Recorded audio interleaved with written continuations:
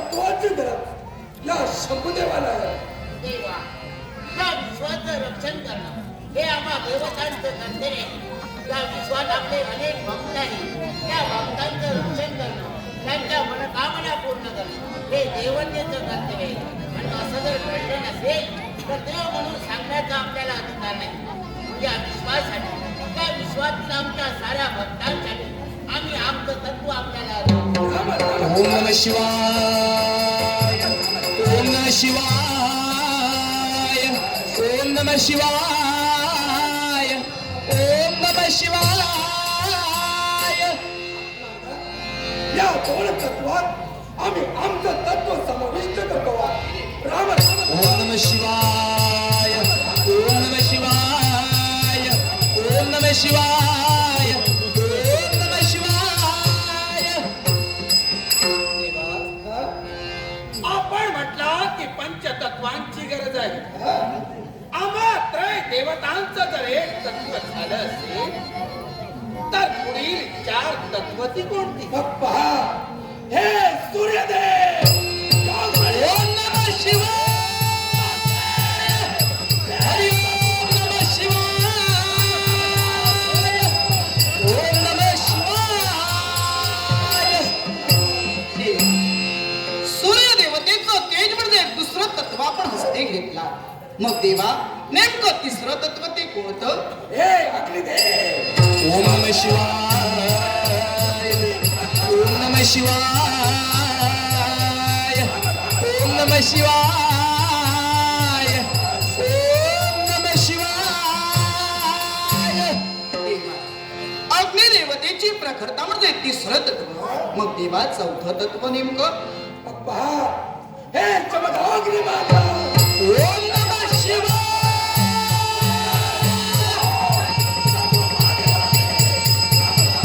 ओम नमः शिवाय, नमः शिवाय.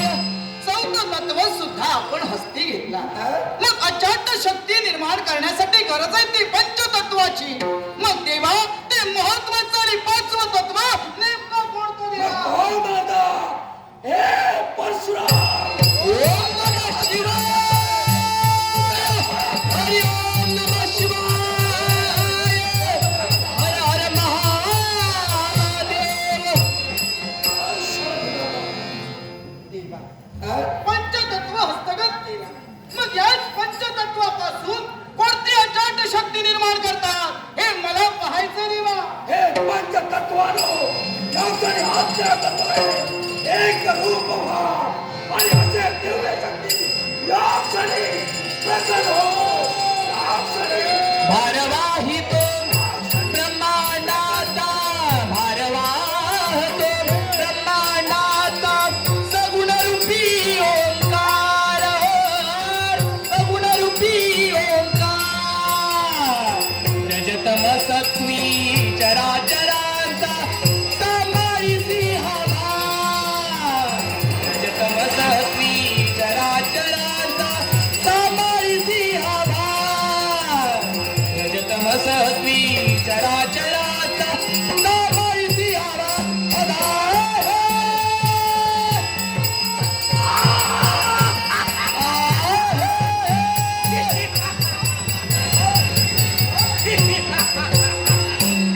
मी कोण? माझा जन्म कसा झाला? कोण माझी मातृदेवता? कोण माझी पितृदेवता? मला असंख्य प्रश्न निर्माण होत आहे. कोण देईल माझ्या प्रश्नाचं उत्तर? कोण देईल माझ्या प्रश्नाचं उत्तर? हे दिव्य शक्ती, तुझ्या प्रत्येक प्रश्नाचं उत्तर मी आहे. माझ्या प्रत्येक प्रश्नाचं उत्तर तुम्ही आहात. काय आपली ओळख? ज्याचा आदी नाही, ज्याचा अंत नाही, तो जो विश्वाचा अनादी अनंत कैलासाचा देव शंभू महादेव हो. विश्वात ज्याला आदी नाही अंत नाही असा आदी अंत शिव शंभू महादेव तुम्ही जर का असाल, कोण माझी मातृदेवता? कोण माझी पितृदेवता?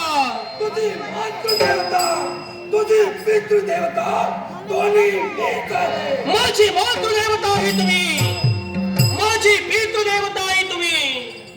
प्रत्येक बालकाचा जन्म बाल्यावस्थेत होतो, पण मला बाल्यावस्था न देता तारुण्यानं मुसमुसलेला देह मला का?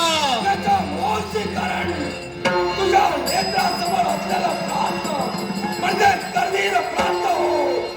या करवीर प्रांतात रत्नातून नामक गाणं आज एक अधर्म अत्याचार वाढवतोय, धर्माची पायमल्ली करतोय आणि म्हणून भक्त रक्षणासाठी तुझी निर्मिती आम्ही केली.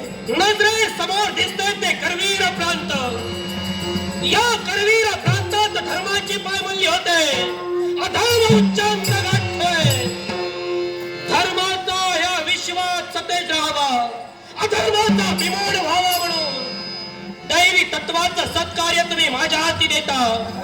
हे दैवी तत्वाचं सत्कार्य मी नक्कीच हसतच स्वीकारेन.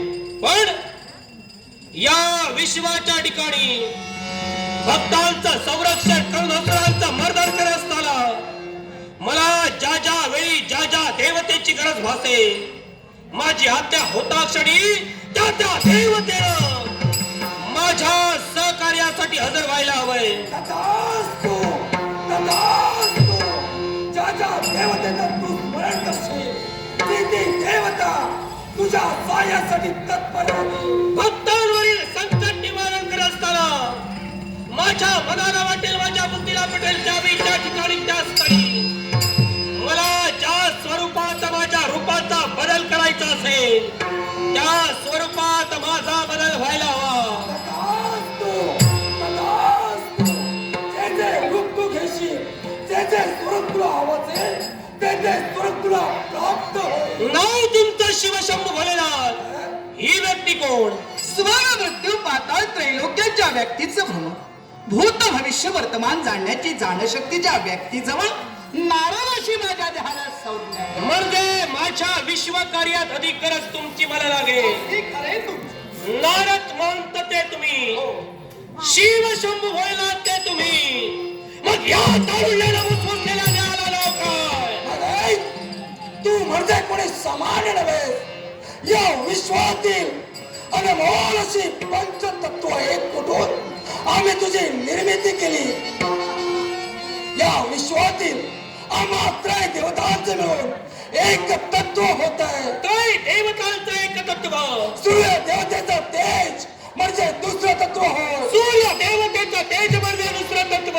अग्नी देवतेची प्रखरता म्हणजे तिसरं तत्व हो. अग्नी देवतेची प्रकटता म्हणजे तिसरं तत्व. जमदग्नी मातेचा क्रोध म्हणजे चौथं तत्व हो. जमदग्नी मातांचा क्रोध म्हणजे चौथं तत्व. आणि परशुराम याचे पराक्रम म्हणजे पाचवं तत्व आहे. परशुरामाचे पराक्रम म्हणजे पाचवं तत्व. ही पंचतत्व एक होतो.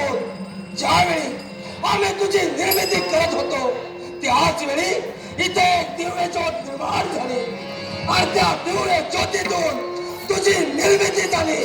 म्हणूनच याच्या पुढे अखिल विश्व ज्योतिबा ज्योतिबा ज्योतिबा म्हणून तुला संबोधते. पंचतत्व एकत्र केल्याने एक ज्योत निर्माण झाली. त्या ज्योतीतून माझा जन्म झाला आणि म्हणून या अखिल विश्व याच्या पुढे या देहाला ज्योतिबा ज्योतिबा ज्योतिबा. ब्रह्मावी